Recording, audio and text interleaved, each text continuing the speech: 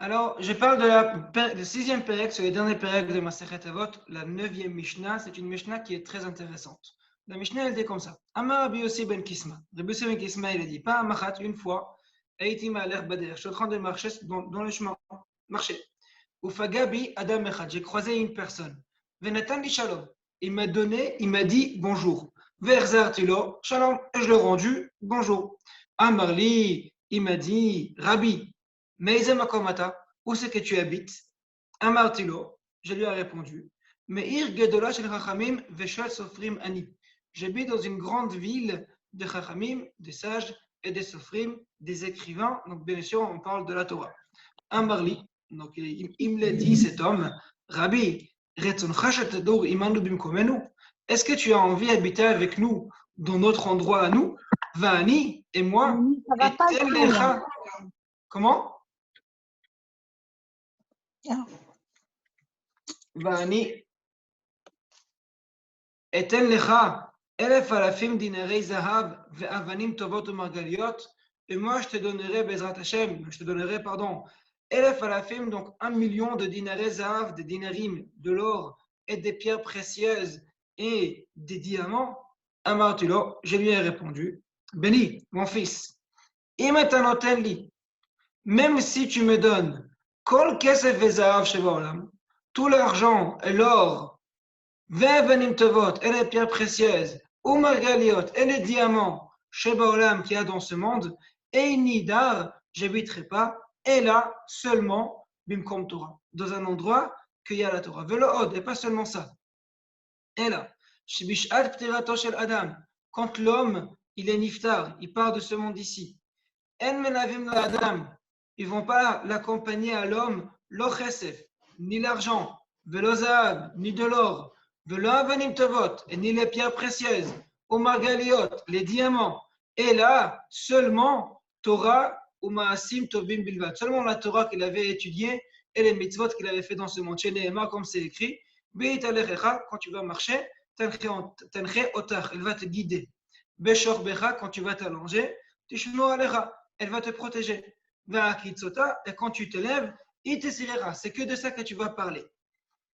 Et la Mishnah, elle explique, c'est quoi? Donc dans ce monde-ci, la Torah, elle va te guider. Quand tu vas dans ton kever, c'est là que la Torah elle va te protéger. Et là, et dans le monde futur, Bezrat Hashem, c'est là que tu vas parler de la Torah.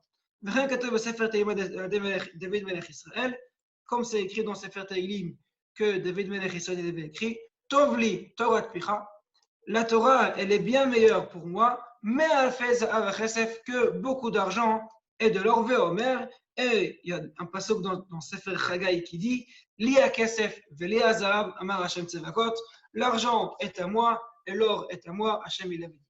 Donc jusqu'ici on a fait la Mishnah dans une façon littérale, on a compris qu'est-ce que la Mishnah veut dire exactement, et maintenant on va revenir à la Yeshiva. Quand on était à la Yeshiva, on faisait les Mishnahot un peu différents. Et même si on n'a pas eu le mérite d'être à la Yeshiva, et maintenant on ouvre la Yeshiva ensemble. On fait la Yeshiva entre nous et on commence à essayer de comprendre la Mishnah dans une façon de Yeshiva. Amar Yossi ben Kisma, je m'excuse, on va reprendre la Mishnah, mais dans une autre manière. Donc Rabbi Yossi ben Kisma il dit, pas machat, une fois, Aïti me'alech bader, j'étais en train de marcher sur un chemin, dans un chemin. Ufagabi Adam Echad. Et Adam Echad, il m'a croisé. Par contre, en hébreu, quand je dis le mot paga, ça veut dire il m'a touché. C'est pas seulement que j'ai vu. C'est pas écrit veraiti Adam Echad ou pagashti ou pagash bi Adam Echad. C'est écrit ou paga bi. Paga, c'est un mot que normalement on n'utilise pas pour dire de l'amitié. Que je croisais une personne, je me suis mis à parler avec lui. Normalement, c'est pas comme ça. Donc déjà, il faut comprendre qu'est-ce que c'est exactement le mot ou faga bi Adam Echad. Je continue. Venatan li shalom. Donc cet homme-là que j'ai croisé, il m'a dit bonjour. On sait tout le monde que c'est écrit dans Masechet Avot, Perek Dalet, Mishnah Tetvav, Eve Makdim Beshalom Lechol Adam. Quand tu croises une personne, c'est toi qui dois dire bonjour devant lui. Et c'est pas que lui qui doit dire bonjour. Premièrement, c'est toi qui dis shalom, qui dis bonjour, et après c'est lui qui répond. Mais s'il y a une très grande importance que c'est la personne, c'est toi-même qui dis avant tout bonjour. Donc, pourquoi Rabbi Yossi ben Kisma, il attend que l'homme qui vient devant lui et dit bonjour avant de lui dire bonjour lui-même. Ok, donc il a dit bonjour, je lui ai répondu bonjour. On continue la Mishnah à Marli, il lui a dit, il me l'a dit, Rabbi, entre guillemets, d'où il sait que je suis un rabbin, il m'a jamais vu, il m'a jamais entendu parler, il m'a jamais croisé de sa vie. Direct, il me sort Rabbi. Attends, mais qui t'a dit? Peut-être que je suis un, je sais pas quoi, un curé. Mais il n'a pas demandé où c'est que tu habites. Il ne m'a pas demandé, monsieur le rabbin, vous habitez où? Bondy, Pavillon-sous-Bois, Aulnay-sous-Bois, à Paris. Non, il n'a pas dit ça. Mais de quel endroit tu es? Endroit, pas où tu habites. C'est quoi? Elle est où ton habitation? C'est de quel endroit tu es? Amartilo, j'ai répondu, Meir Gedolah Chachamim Veshel Sofrimani. Je viens dans une grande ville de Chachamim et Sofrim. Il a répondu à la question. La question a été de quel endroit tu es? Et qu'est-ce qu'il répond? Chachamim et Sofrim. Attends, demandez, tu habites à Bondy, Pavillon-sous-Bois, je ne sais pas où. J'habite à Pavillon-sous-Bois. Basta. Qu'est-ce qu'il y a besoin de commencer à se casser la tête avec Meir Gedolah Chachamim Veshel Sofrim? On t'a posé une question, tu réponds à la question, on continue la vie. Qu'est-ce qui a commencé à se compliquer? Amarli, il me l'a dit, Rabbi, Retzoncha, Shetadour, Imanu. Est-ce que tu vas habiter avec nous dans notre endroit? Encore une fois, en hébreu, il y a un problème dans la phrase. Pourquoi? Shetadour Imanu, ça veut dire que tu vas habiter avec nous. Bim komenu, ou ce qu'on habite. Bon, tu viens de me dire, Shetadour Imanu.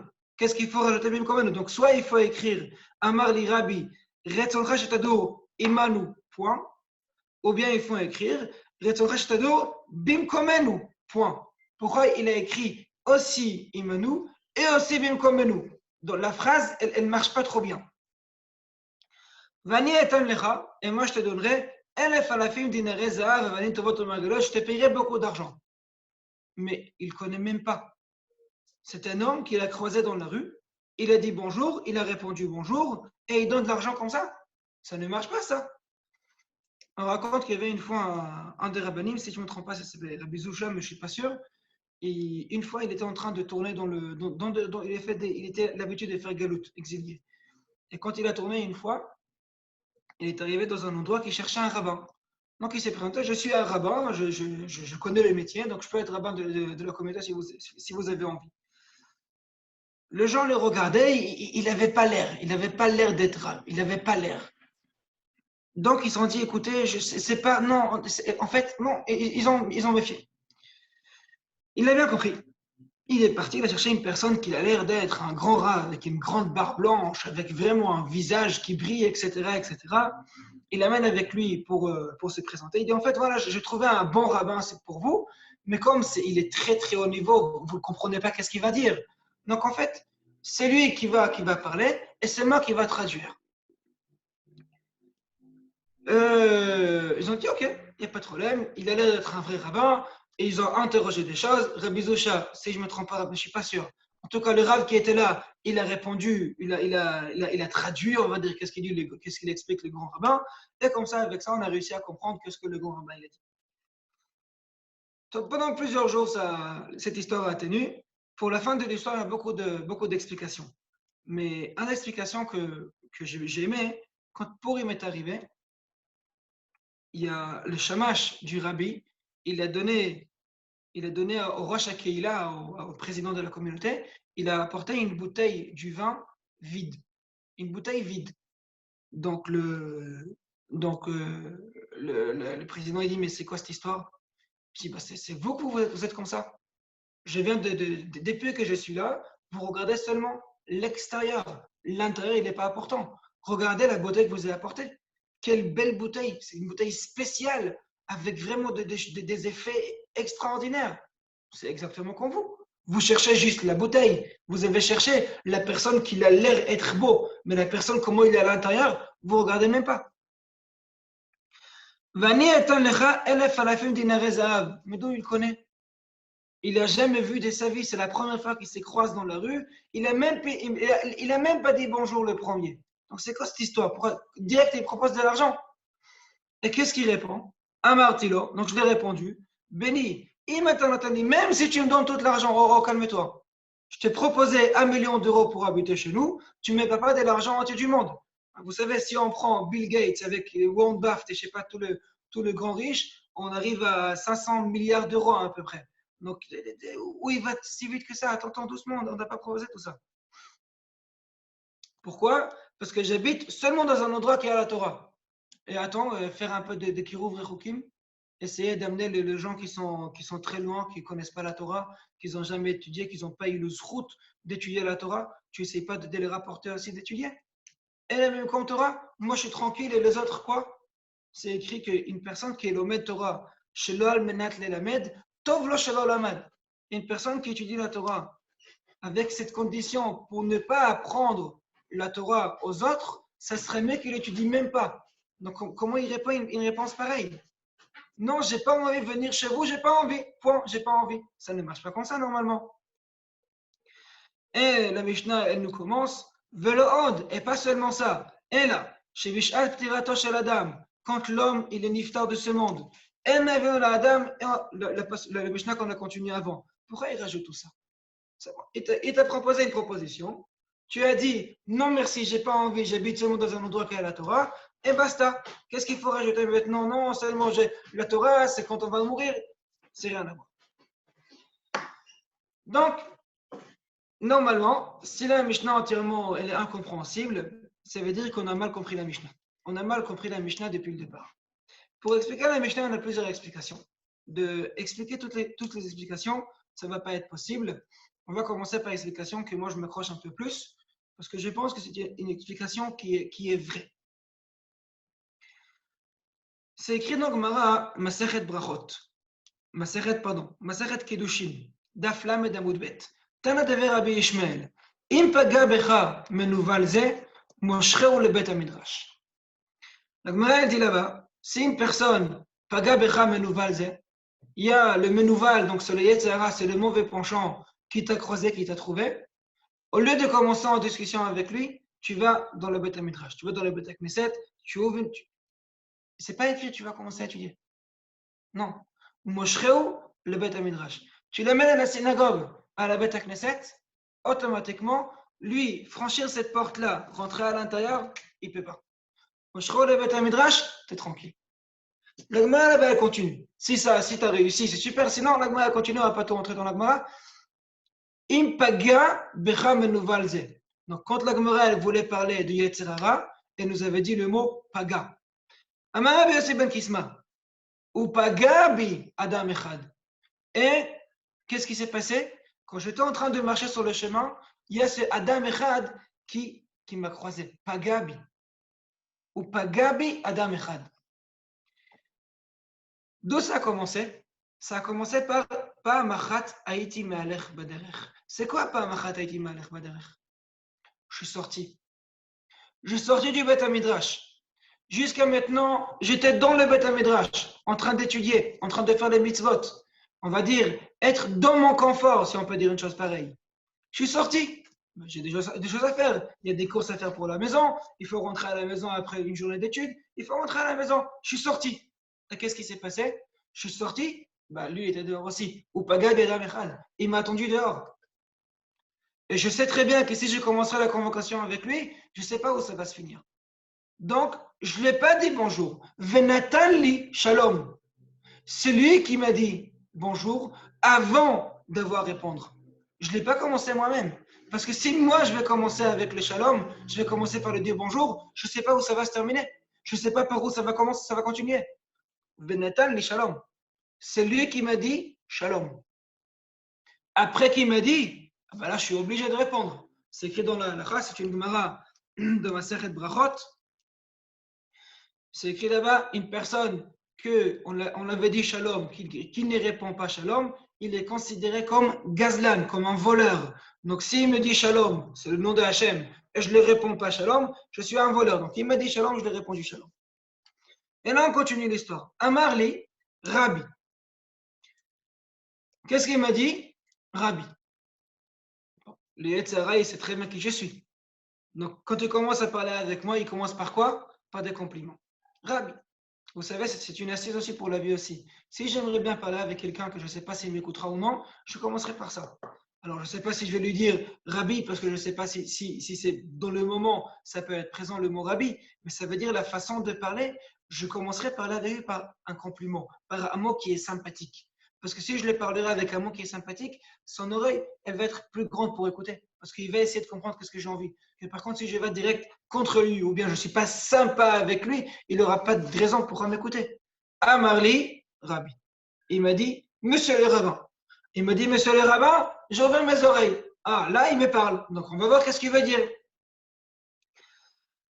Mais il s'en fout où il habite. Qu'il habiterait à Bondy, à Pavillon-sous-Bois, qu'il habiterait à Pompédita, ou Naarda, ou Métit. Il s'en fout de ça. C'est pas son regard où il habite. Et dans la vérité, il sait très bien où il habite. Quand il pose la question, mais c'est-à-dire qu'il veut poser la question, ton cœur, il est où? Mais toi, comme une personne qui est là, est-ce que ton endroit préféré, c'est l'endroit qui est spirituel ou c'est l'endroit qui est matériel? On a parlé de David Amelech il y a quelques jours, il y a quelques jours en arrière, qu'il a dit que chaque matin, il sort de la maison pour faire ses affaires, pour y aller ici, pour faire du travail. Où il doit y aller? Et il se retrouve chaque matin où? À la Beth Knesset. Raglaim olichot oti. Mes pieds, ils m'amènent à la Beth Knesset, même si je comptais aller ailleurs. Mais Eize Makom Ata. De quel endroit tu appartiens? Tu es où? Tu es où dans ta vie? Est-ce que tu es dans le côté spirituel ou dans le côté matériel? Rabbi Yossi Ben Kisma, il a compris parfaitement cette question. Il n'a même pas hésité un instant. Et qu'est-ce qu'il répond? Moi, j'appartiens à un seul endroit. L'endroit qu'il y a le Chachamim et le Sofrim. Un endroit que tu vas retrouver là-bas, des Chachamim et des Sofrim, tu me trouveras là-bas. Parce que moi, mon makom, mon endroit, c'est exactement ça. C'est spirituel. C'est étudier la Torah, c'est faire des mitzvot. Donc, c'est exactement répondre à la question. La question, ça a été, à quoi tu appartiens?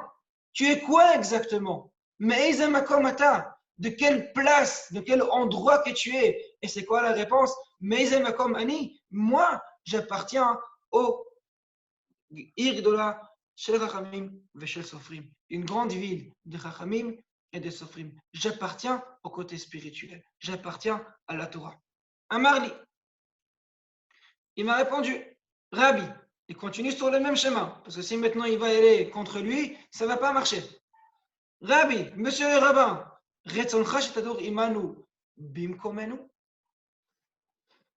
est-ce que tu vas habiter parmi nous dans notre endroit?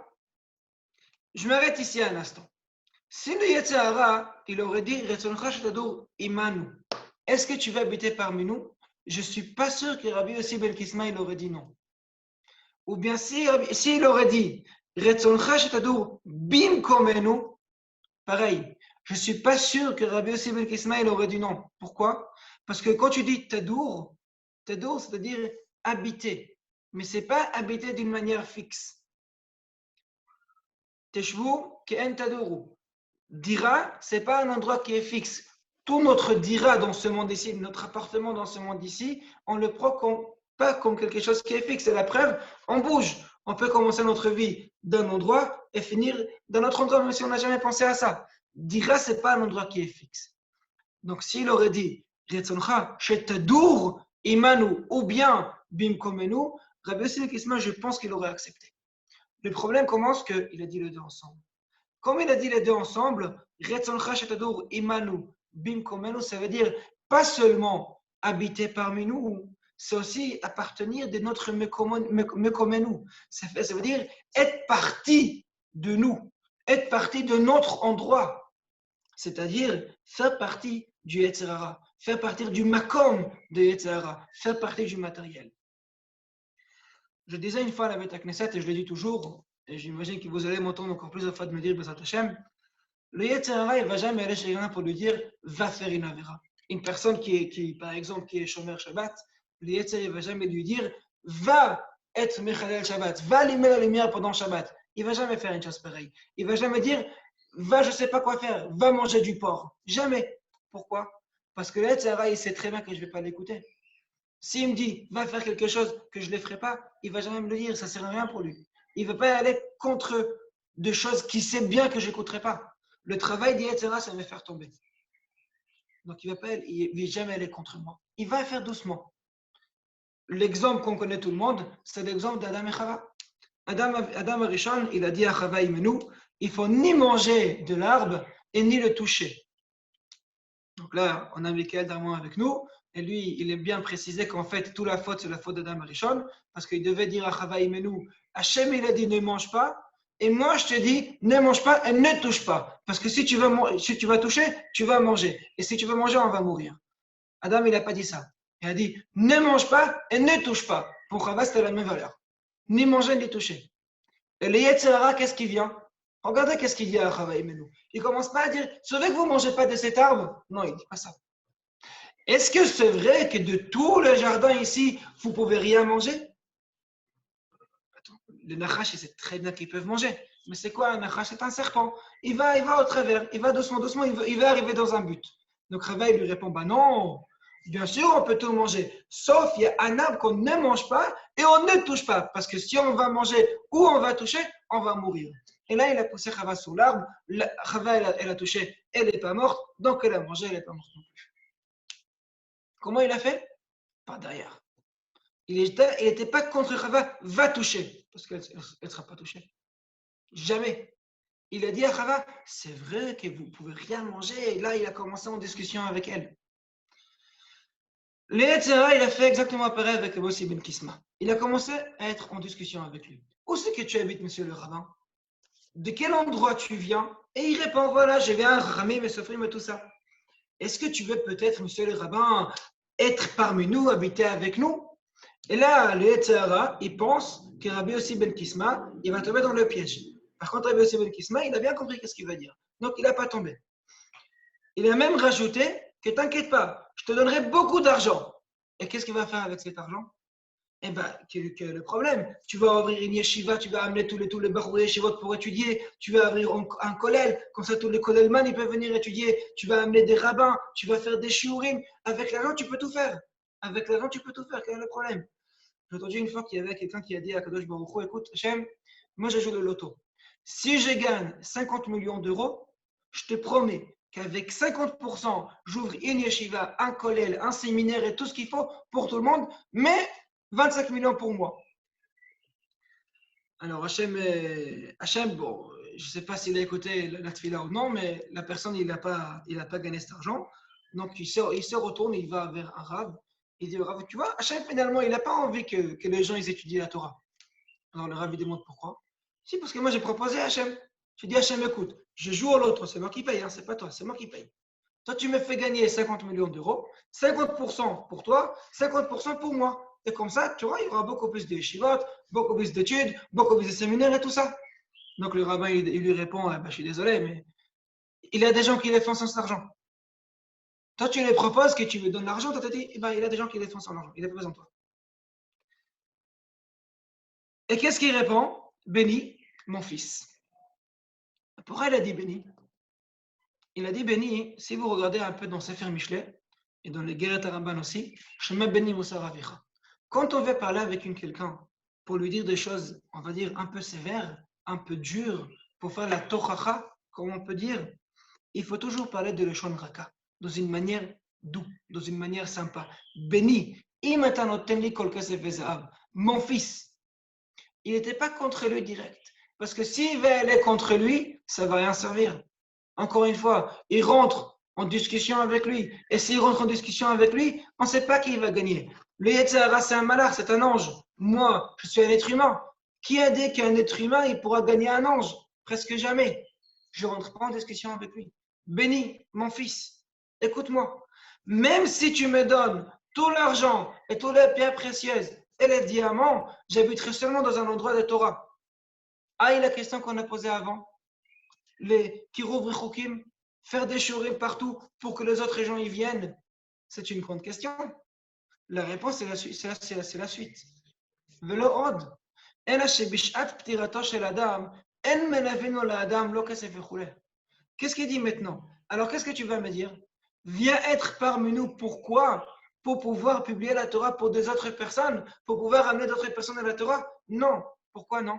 Parce que le fait que tu me parles de ton makom, de ton endroit, et direct tu me proposes de l'argent sans commencer trop à savoir qui je suis et qu'est-ce que je sais faire, c'est-à-dire que finalement tu ne cherches pas à être plus spirituel, tu ne cherches pas à étudier plus la Torah, tu ne cherches pas à comprendre plus profondément. C'est pas ça que tu ne cherches pas à faire.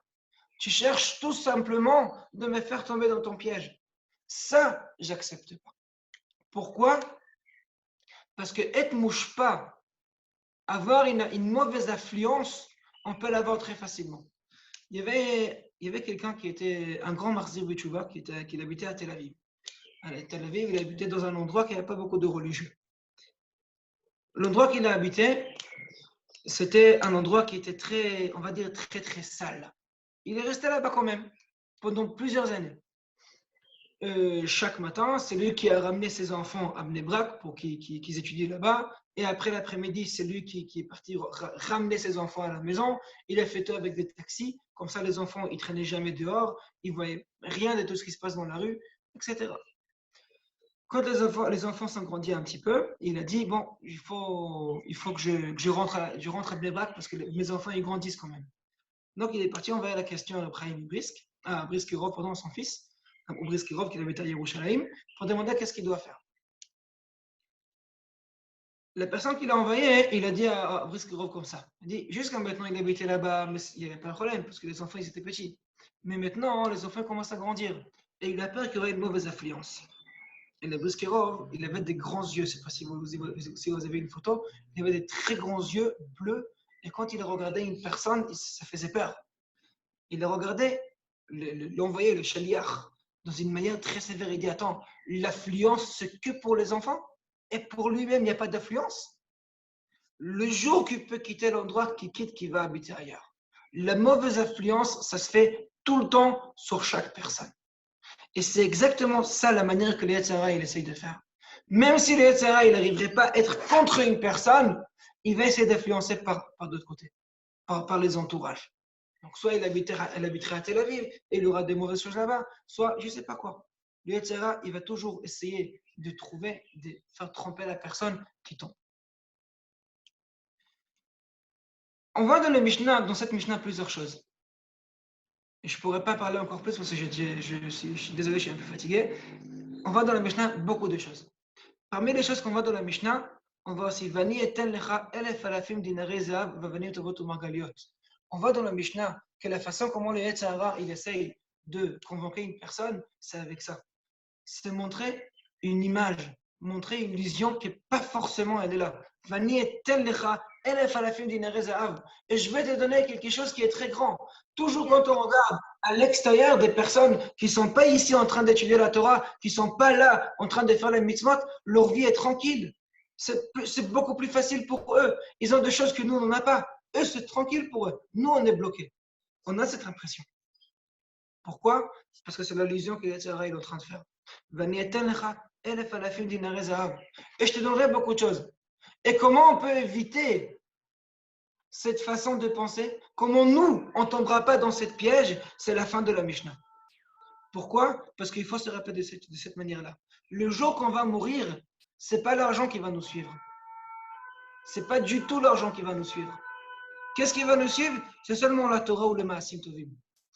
On raconte qu'il y avait une fois à Yerushalayim, il y avait un homme qui était niftar, qui était parti dans le monde, du monde.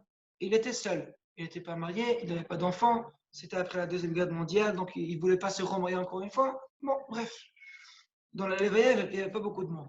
On s'imagine bien, il y avait, on va dire, 15-20 personnes, pas plus que ça. Et dans sa Léveillée, il y avait une vieille dame, très âgée. Elle était là, en train de pleurer tout le temps. Tout le temps en train de pleurer. Après la Léveillée, après l'enterrement, il y a quelqu'un qui va vers elle.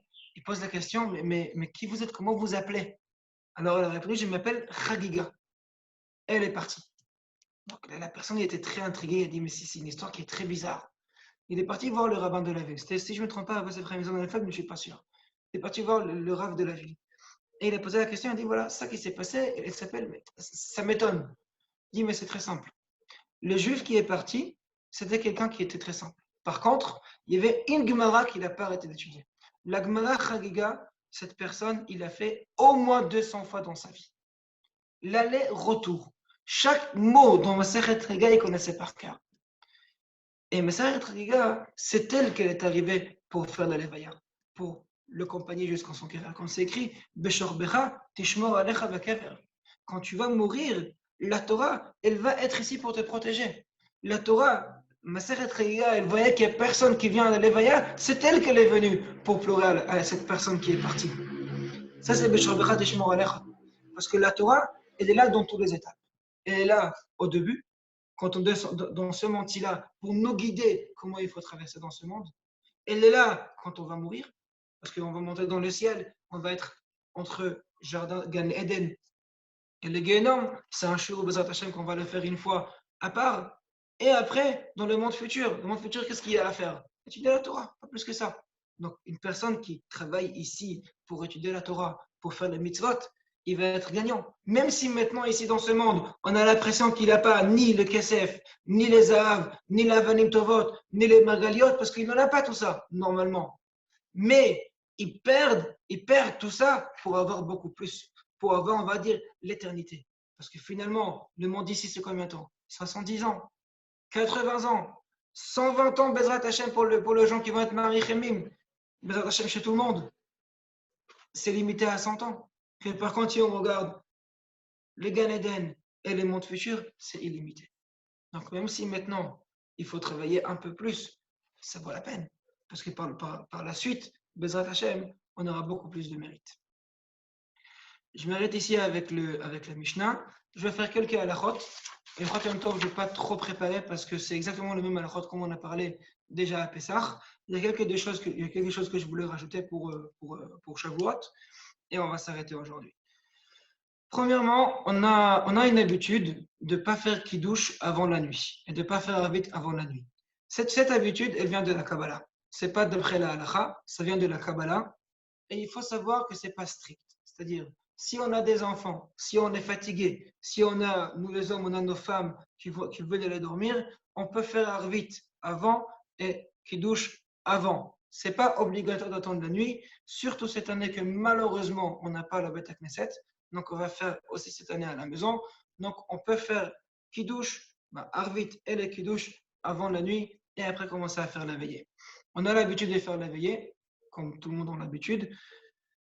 Il faut comprendre que cette veillée, elle est très importante. Elle est très importante d'après la Kabbalah. C'est quelque chose que nous, on n'arrive pas à comprendre exactement c'est quoi ce niveau. Une personne qui peut rester réveillée et étudier, il doit rester réveillé et étudier. Par contre, une personne qui sait très bien que s'il va rester réveillé, il va aussi étudier, mais il va aussi papoter, il va aussi parler avec des autres, il va aussi faire de la shonara, des choses, de diborim asurim, comme on dit. Vaut mieux qu'il aille dormir et qu'il ne reste pas réveillé. Pourquoi? Parce que l'importance de la nuit, elle est tellement grande que c'est dommage de casser cette importance avec Dvarim Betelim et avec des choses qui sont interdites. Donc seulement une personne qui peut rester réveillée correctement la nuit pour étudier la Torah, pour faire les tikkun et ne pas dire des bêtises, qui reste réveillé. Une personne qui aura du mal, vaut mieux qu'il ne reste pas réveillé. Pas forcément il faut faire les tikkun. Une personne qui peut faire les tikkun d'après la Kabbalah, c'est mieux, mais une personne qui est fatiguée, il sait que s'il va faire le tikkun, il va s'endormir. Donc il prend une Gemara, qui prend un Shulchan Aruch, qui prend les Teilim, qui l'étudie, c'est très important aussi. Une personne qui au début de la nuit, il a pris un petit café avec la bracha Shakol Niabit Varo. Comme normalement, il sait très bien que toute la nuit, il va boire le café, il n'a pas besoin de répéter la bracha. Même s'il y a 1h12 qui passe entre chaque verre de café qu'il va boire, il ne refait pas la bracha. Pourquoi? Parce que c'est Mida Adze. Il a pensé à ça quand il a commencé la première bracha pour toute la nuit. Une personne qui est restée réveillée la nuit entièrement, pour les brikot hashachar, il fait les brachot, toutes les brachot, sauf al netilat yadayim, qu'il y a une marloquette acharonim, est-ce qu'il peut faire ou non. Le Mishnah Bora, il est posek qui peut faire al netilat yadayim. Par contre, nous, les posek, ça fait brachot laquelle, donc on ne fait pas brikat al netilat yadayim. Par contre, tous les autres brachot, chasalikot sorki, amavir shena et tout, on peut faire. Pourquoi? Parce que c'est des brachot qui étaient nitkanim sur le seder de la tfila. Donc, ce n'est pas forcément parce qu'il a fait une chose pareille. que par contre, Netilat Yadayim, c'est parce qu'il est fait Netilat Yadayim. Et ça, il ne pourra pas faire parce qu'il n'est pas obligé de faire Netilat Yadayim. On a l'habitude de manger Ma'achalei Chalav dans Chag HaShavuot. Donc, pourquoi on a l'habitude? Soit parce que c'est à partir du matin de Torah qu'il avait interdit de mélanger la viande avec le lait. Donc, tous les kelim, tous les casseroles, etc., ils étaient interdits. Ils avaient la possibilité de cuire rien du tout. C'est pour ça, et eux, à côté de nous, ils ont mangé du lait. Donc, nous aussi, on mange du lait. Aussi parce que c'est écrit des vaches Mechalav Tachat Leshoner, que la Torah elle est exemplée comme le dvash, le miel et le chalav, le lait. C'est pour ça qu'on a l'habitude de faire des gâteaux au miel et du lait. C'est lui qui a l'habitude. C'est très important de manger de la viande dans la Seouda. Donc, celui qui a l'habitude de faire une Seouda avec du lait et il veut aussi faire le même Seouda avec de la viande, il faut savoir que d'après la halakha stricte, il peut manger, boire du lait et après nettoyer bien ses mains avec du savon, nettoyer bien sa bouche en mangeant un morceau du pain et en rinçant la bouche avec du vin ou de l'eau et après manger de la viande. Par contre, d'après la Kabbalah elle dit qu'une personne qui ne fait pas 1 heure d'attente, ou bien, même s'il fait 1 heure d'attente, dans la même Seouda, il mange le lait et la viande, c'est très très grave. Et une façon de parler, c'est marir la galoute. À cause de ça, la galoute est encore plus longue. Donc, c'est vraiment à éviter de ne pas faire. Donc, chacun selon son habitude. D'après la halakha stricte, c'est moutar. D'après la Kabbalah, c'est assour. Chacun il fait selon son habitude. Je vais finir avec le truc qu'il faut se rappeler cette année, il faut faire Eruv Tavshilin. Pourquoi? Parce que Yom Tov c'est vendredi. Donc, il faut faire Eruv Tavshilin jeudi pour pouvoir préparer vendredi pour Shabbat. Et comme vendredi matin, c'est le jour qui est chez nous, il nous enlève les poubelles, on peut sortir la poubelle et après la ramener à la maison sans problème. Je suis désolé que c'était plus court aujourd'hui. Je me sens pas très bien aujourd'hui. Donc, je vous remercie d'être ici avec moi. Et je vous dis, Bezat Hashem, Chag Shavuot Sameach, qu'Hashem nous aidera à avoir la Torah, Bezat Hashem, dans la bonne manière et pouvoir accomplir la Torah correctement. Bezat Hashem. Et faut acheter les mâches.